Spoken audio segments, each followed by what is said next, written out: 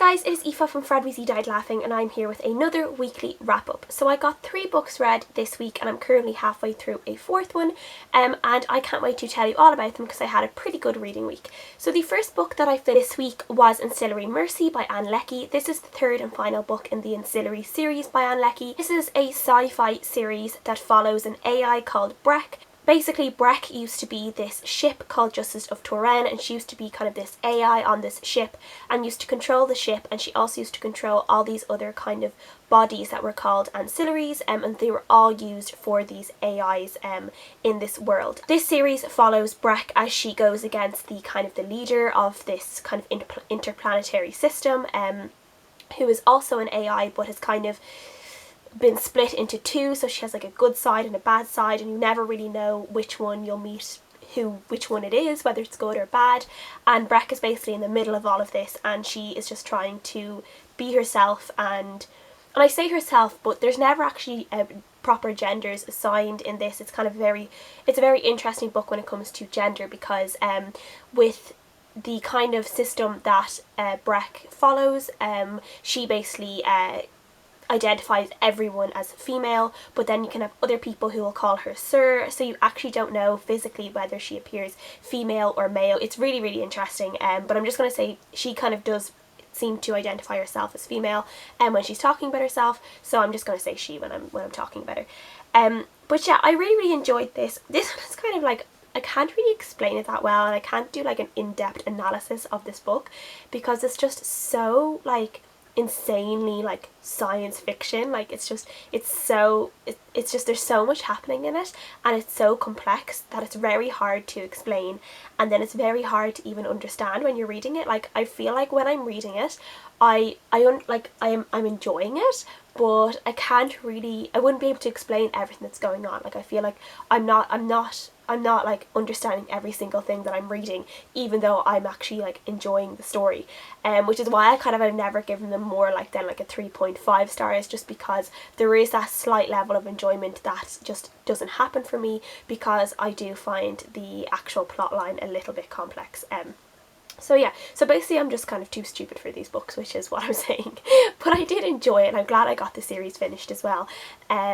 So yeah, that's probably all I can say about that one. I'm sorry, that's probably a very crap review for that, but I did enjoy it, and that's all I can say. Next book I read was Pictures of Lily by Paige Toon. I hadn't been planning on picking this up, but I was just going into work during the week, and I didn't want to read Ancillary Mercy because I just felt like it was early in the morning, and I was like, I'm not ready to be reading something so like scientific right now and sci-fi, and I just don't want to be in that world. And I was like, I just want to read like a chick lit book, something that I can just fall into really quickly and enjoy. And so I decided to read another Paige Toon, as Paige Toon is one of my favourite kind of chick lit authors, or adult contemporary. Like I don't really mind saying chick lit. I know some people don't like that word, but I actually don't mind saying it, so I'm just going to say it. But she is one of my favourite chick lit authors, and I always enjoy all of her books. And Pictures of Lily follows a girl called Lily who moves to Australia when she is 16, because her mum has gotten into a relationship with this Australian guy, and they move into his house, and Lily isn't very happy about being in Australia, but she starts helping out in this conservation park that her mum's boyfriend works in, and she meets a zookeeper. Well, he's not really a zookeeper, a worker there called Ben, and he's like 12 years older than her. But Lily and Ben, like, they just get on really well. They become friends very quickly, and after a while Lily feels that she has developed feelings for Ben, even though he's so much older than her, and she kind of feels like those feelings might be reciprocated, and they do have this very, very strong connection. And then things kind of go awry, and then it's like 10 years later when Lily is 26, and she has been proposed to by her boyfriend, and she says yes, but at the same time she doesn't know whether she can fully commit to this guy, because she feels like she has never fallen out of love with Ben, and she just is always thinking about him all the time. And then out of nowhere she ends up meeting Ben again, so she's kind of in this dilemma in her life where she has her boyfriend Richard and then her Ben, and she just doesn't know what to do. So it kind of follows her dilemma like that. So you have kind of half the book is in Lily's point of view when she's 16, and half of it is when she is 26. So it was a pretty fun book to read, as I said, but pretty fast paced, and I did really, really enjoy it. I always enjoy Paige Toon's writing. I did have some problems with this, and with this one, because it's obviously a very kind of strange relationship where Lily was 16, Ben was 28, and there's a part of me that was like, yeah, this is like really creepy, because I've read other books where there's been this kind of relationship before and I really haven't liked it.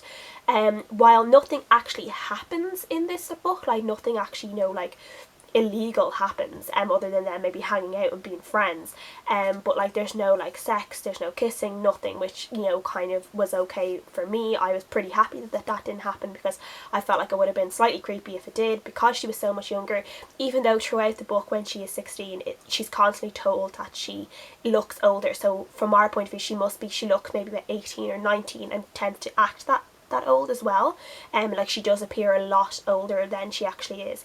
But I'm glad that nothing untoward happened there anyway, but there was definitely a very strong connection between the two. There was a lot of chemistry that, you know, the reader could pick up on, and they could understand why they were kind of drawn towards each other and why they were both struggling with their feelings. And then I felt like the book in the second half did slow down quite a bit. I know I didn't quite enjoy it as much as I had enjoyed younger Lily's half, but it was okay. Like, it kind of got a little bit predictable at some points. I felt like some of her relationships in the second half of the book, like her love relationship, I felt like it was very forced. It didn't seem natural. You could tell that she was really struggling with it, and yeah, so I did really enjoy it though. And the kiss at the end of this book was like one of the most satisfying kisses that I've ever read, because they literally did not kiss throughout the entire book, and when they finally did kiss, it was just, I feel like we've been waiting, like literally they had been waiting to kiss for like 10 years. So there was that. So it was just very satisfying. I will say that there are spoilers in this book for Lucy in the Sky, which is Paige Toon's, I think it's her second book, because a lot of her books, their characters kind of do cameos in all of her other books. So I tend to read her books in publishing order, and I will say that there's a book of hers called 13 Weddings, and that spoils what happens in pictures of Lily. So I will say that too. So as I said, try and read Paige Toon in publishing order if you don't want to be spoiled for other books. But yes, I did really enjoy this. I gave this a 3.5 out of 5 stars, just because I did feel like it got a bit slower near the second half of the book. The last book that I completed this week was The Zookeeper's Wife by Diane Ackerman. This is actually a non-fiction book about a woman called Antonina Zabiskie, and she and her husband lived in Warsaw in Poland during the Second World War, and they were zookeepers. They kind of ran Warsaw Zoo, and they actually saved the lives of hundreds of Jewish people by hiding them in their zoo, and basically finding ways for them to escape Poland or to escape Warsaw, and go into hiding in different places. And this is just kind of their tale, and it kind of focuses on Antonina, which is why The Zookeeper's Wife.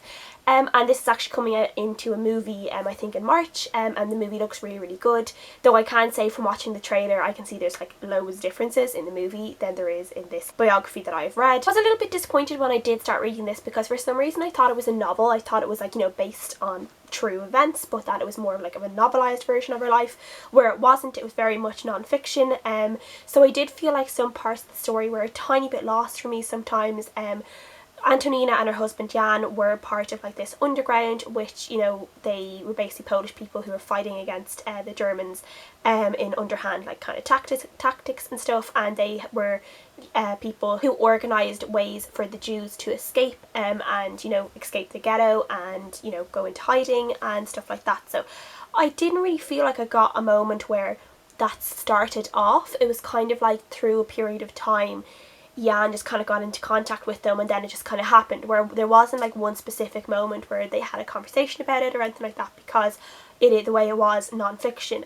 Where in a novel I feel like we would have gotten that kind of conversation where they talked about what they were going to do and kind of the events of setting it up, where I feel like we kind of got just a very brief like summary of the underground being set up, and then they were straight into hiding Jews and, you know, helping Jews escape and using the tunnels underneath the zoo and stuff like that for transporting the Jewish people to safety.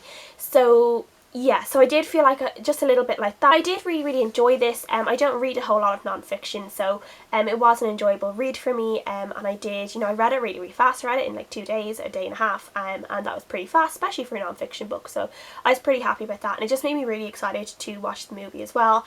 I will say one thing, obviously with this as a Zookeeper's Wife, so I do expect quite a lot of maybe like animals. The thing around Antonina is that she was very much kind of the matriarch of the zoo. She looked after a lot of the animals, she like hand reared a lot lot of them, and then this was kind of supposed to be a mix of her looking after the animals and then also looking after all these other people that needed her help, where I felt like I didn't get as much animal content as I thought I would. Maybe it's just me as like a huge animal lover, I just maybe would have liked a little bit more. And there were quite a few sad moments in this as well with the animals that were just upsetting for me as an animal lover, which, you know, like German soldiers being drunk and shooting into the cages of the animals at one point, which is just very upsetting and very upsetting to imagine.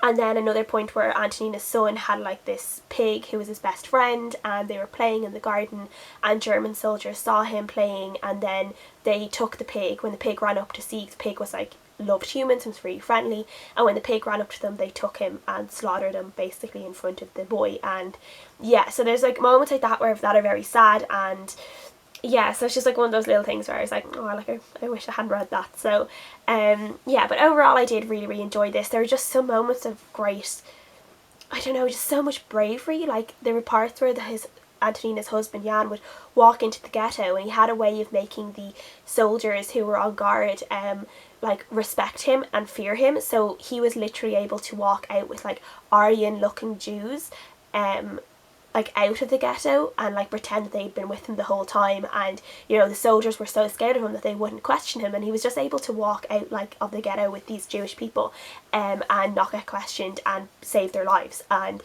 I just thought that was incredible. But there were definitely like a lot of moments in this where I was just like, whoa, like people are amazing in these situations. Yeah, so I did enjoy it. I gave it a 3.5 out of 5 stars as well. And at the moment I am 50% through Pachinko by Min Jin Lee.